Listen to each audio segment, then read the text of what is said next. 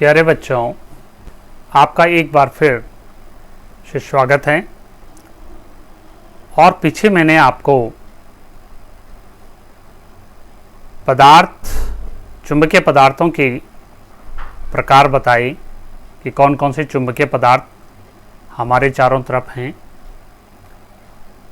प्रतिचुंबकीय पदार्थ, अनुचुंबकीय पदार्थ और लोह चुंबकीय पदार्थ। तो प्रतिचुंबकीय पदार्थ और अनुचुंबकीय पदार्थ की प्राथमिक जानकारी, प्राइमरी जो नॉलेज है, मैंने आपको देने का प्रयास किया। अब हम चर्चा करते हैं अनुचुंबकीय पदार्थ किसको कहते हैं, पैरामैग्नेटिक सबस्टांसेस किसको कहते हैं। ये ऐसे पदार्थ होते हैं जिनको चुंबकीय क्षेत्र में रखने पर ये चुंबकीय क्षेत्र की दिशा में मामूली से चुंबकित होते हैं। ठीक है, ज़्यादा इन पे चुंबकीय गुण नहीं आता है, बल्कि कम मात्रा में ये चुंबकीय गुण आता है। लेकिन चुंबकीय गुण कहाँ आता है? चुंबकीय क्षेत्र की दिशा में। तो ऐसे कौन कौन से पदार्थ हैं आप यहाँ पर देख रहे होंगे, ये नोट्स भी बना रखे मैंने। और इसमें आप देख रहे होंगे एल्युमिनियम है, सोडियम है, प्लेटिनम है, मैग्नीज है, कॉपर क्लोराइड है ना, तरल ऑक्सीजन है। तो ये आदि ये जो पदार्थ होते हैं, जब चुंबकीय क्षेत्र में इनको रखा जाता है तो ये चुंबकीय क्षेत्र की दिशा में जो है चुंबकित होते हैं या मामूली से चुंबकित होते हैं। देखो, इसको हम इस प्रायोगिक प्रदर्शन के आधार पर भी अच्छे ढंग से इसको समझ सकते हैं। ध्यान से देखिए यहाँ पर, क्योंकि देखिए आपने ऐसे ही प्रायोगिक प्रदर्शन पहले भी देखा होगा। आप दोनों चित्रों की तुलना कीजिए। यहाँ पर देखिए हमारे पास एक अनुचुंबकीय पदार्थ की कोई छड़ है, ये जो आप देख रहे होंगे यहाँ पर, ये अनुचुंबकीय पदार्थ की कोई छड़ है। जब इसको चुंबक के ध्रुवों N और S के बीच में रखते हैं तो प्रतिचुंबकीय पदार्थ में आपने देखा था ये सीधी खड़ी हो जाती थी। ठीक है, N ध्रुव की ओर का जो हिस्सा है इसका वो N बनता था और S ध्रुव की ओर का जो इसका हिस्सा होता था S ही बन जाता था। लेकिन यहाँ पर ये क्या हो जाती, चुंबकीय क्षेत्र के समांतर हो जाती है। इसका तात्पर्य यह है कि इस छड़ का जो N ध्रुव की ओर का हिस्सा है वो S बन रहा है और जो S ध्रुव की ओर का हिस्सा है वो क्या बन रहा है, N बन रहा है। ठीक है, यानी ये चुंबकीय क्षेत्र की दिशा में चुंबकित होती है। इससे ये सिद्ध होता है। दूसरे प्रयोग में बेटा आप देख रहे होंगे यहाँ पर कि हमारे पास एक चुंबक है, चुंबकीय ध्रुव है N और S है, और इसके बीच में हमने एक कोई प्याली ले रखी है जिसमें चुंबकीय पदार्थ को हमने रखा हुआ है। ये आप यहाँ पर देख रहे होंगे, इस प्याली में हमने एक चुंबकीय पदार्थ रखे हुए। तो जब इन N और S ध्रुव को हम पास ले आते हैं तो इस प्याली में भरा हुआ जो चुंबकीय पदार्थ है वो जो है इकट्ठा हो जाता है, एक ढेर के रूप में इकट्ठा हो जाता है। ठीक, लेकिन जैसे ही हम इन चुंबकीय ध्रुवों को क्या करते हैं, दूर दूर ले जाते हैं, यहाँ पर आप देख रहे होंगे दूर दूर ले जा रहे हैं, तो ये जो ढेर है ये बीच से तो खाली हो जाता है, लेकिन ध्रुवों की ओर ये क्या हो जाता है, ध्रुवों की ओर ये क्या हो जाता है, इकट्ठा हो जाता है। तो इसका मतलब है कि ये पदार्थ चुंबकीय क्षेत्र की दिशा में चुंबकित हो रहा है। तीसरा प्रयोग देखिए, तीसरे हम कैसे इसको समझा सकते हैं। देखिए हमारे पास यू आकार की कोई एक नली है, कांच की नली है या किसी भी चीज की नली है। इसमें हमने अनुचुंबकीय पदार्थ को भरा हुआ है, पैरामैग्नेटिक सबस्टांसेस इसमें भरा है। और इसमें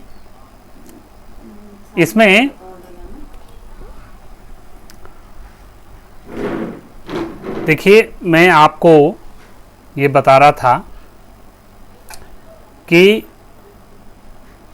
अनुचुंबकीय पदार्थ किस प्रकार से चुंबकीय क्षेत्र की दिशा में चुंबकित होता है, ये हम चर्चा कर रहे हैं। और इसमें मैंने दो प्रयोग आपको बताए। दो प्रयोगों में मुझे लगता है आप समझ गए होंगे। ये तीसरा प्रयोग है। यहाँ पर ये यू आकार की कोई एक नली है और इसमें हमने ये अनुचुंबकीय पदार्थ का कोई घोल भरा हुआ है। तो जब इसमें चुंबक का N ध्रुव इसके पास ले आएंगे तो ये सारा का सारा घोल क्या हो जाएगा, N ध्रुव की ओर जो है खींच के चला आएगा, यानी इस ट्यूब के इस सिरे में ऊपर चढ़ जाएगा। तो कहने का ये मतलब है कि अनुचुंबकीय पदार्थ एक ऐसे पदार्थ हैं जो चुंबकीय क्षेत्र की दिशा में मामूली से चुंबकित होते हैं। अब जो दूसरी बात आती है उसको समझते हैं कि लोह चुंबकीय पदार्थ। लोह चुंबकीय पदार्थ भी अनुचुंबकीय पदार्थ की ही भांति होते हैं, लेकिन थोड़ा सा अंतर इतना होता है क्योंकि इनको जब चुंबकीय क्षेत्र में रखते हैं तो ये चुंबकीय क्षेत्र की दिशा में चुंबकन की जो इनकी तीव्रता होती है अनुचुंबकीय पदार्थ से जो है ज़्यादा होती है। ठीक, तो कहने का मतलब लोह चुंबकीय पदार्थ वे पदार्थ होते हैं जिनको चुंबकीय क्षेत्र में रखने पर ये चुंबकीय क्षेत्र की दिशा में बहुत तीव्रता के साथ या बहुत तेजी के साथ जो है क्या होते हैं, चुंबकित होते हैं। जैसे लोहा, निकेल, कोबाल्ट, मैग्नेटाइट जो लोहे के अयस्क होते हैं, या लोहे के बनने वाले जितने भी जो कंपाउंड होते हैं जैसे फेरिक क्लोराइड है, या आयरन से जितने भी जो है हमारे केमिकल बनते हैं वो सब जो है लोह चुंबकीय पदार्थ होते हैं। ठीक है।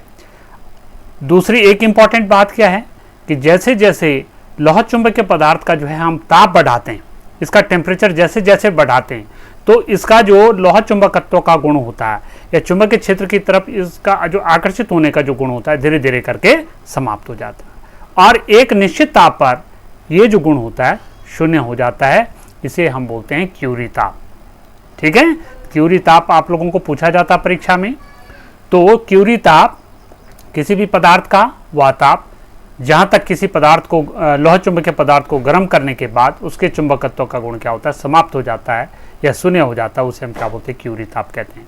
और अलग अलग पदार्थों का ये जो ताप होता है अलग अलग होता है। जैसे कोबाल्ट का होता है 1121 डिग्री सेंटीग्रेड होता है, यानी उसको अगर 1121 डिग्री सेंटीग्रेड तक अगर हम गर्म करते हैं तो तब जाकर के उसका चुंबकत्व का गुण समाप्त हो जाता है। ऐसे आयरन का होता है, इसको 770 डिग्री सेंटीग्रेड तक आपको गर्म करना पड़ेगा तब इसका लोह चुंबकत्व का गुण समाप्त होता है। ऐसे निकेल होता है, उसका लोह चुंबकत्व का गुण जो है 358 डिग्री सेंटीग्रेड तक उसको गर्म करने पर समाप्त होता है। तो ये इनके क्या है, क्यूरी ताप है। ठीक है, तो लोह चुंबक का मतलब उनको चुंबकीय क्षेत्र की दिशा में चुंबकीय क्षेत्र में रखने पर वो चुंबकीय क्षेत्र की दिशा में तीव्रता के साथ चुंबकित होते हैं। ठीक, अच्छा एक मजे की बात क्या है, देखिए जब इनका ताप आप घटा देते हैं गर्म करने पर तो चुंबकत्व का गुण समाप्त होने लग जाता है, कम होने लग जाता है, लेकिन जैसे जैसे ठंडा करते हैं तो इनके चुंबकत्व का गुण फिर वैसे के वैसे बढ़ने लग जाता है। ठीक है, पुनः जो है बढ़ना शुरू हो जाता है। तो इस प्रकार से ये आपके पास मैंने चुंबकीय पदार्थों के चुंबकीय व्यवहार के बारे में आपसे चर्चा करी और मुझे लगता है कि आप लोग इन चीज़ों से सब बढ़िया ढंग से समझ गए होंगे। तो आप सभी जो है इन वीडियोस को लगातार देखते रहें और मुझे नहीं लगता है कि इनको बार बार आप रिपीट करने के बाद कहीं पर भी आपकी समस्या रह जाती है। फिर भी अगर समस्या रहती है तो आप कमेंट कीजिए, आपस में बेटा इन चीज़ों को शेयर कीजिए, हम अधिक से अधिक लोगों तक कैसे पहुंच सकें, एक दूसरे की हेल्प हम कैसे कर सकें। तो अपने साथियों से नहीं, जो विगत वर्ष जो फेल भी बच्चे हो गए हैं उनको भी आप बताइए कि हमारी ऑनलाइन पढ़ाई चल रही है, सर के वीडियोस लगातार आ रहे हैं, तो आप इनको देखिए, बराबर काम कीजिए, तो आप जो है बहुत अच्छा कर सकते हैं।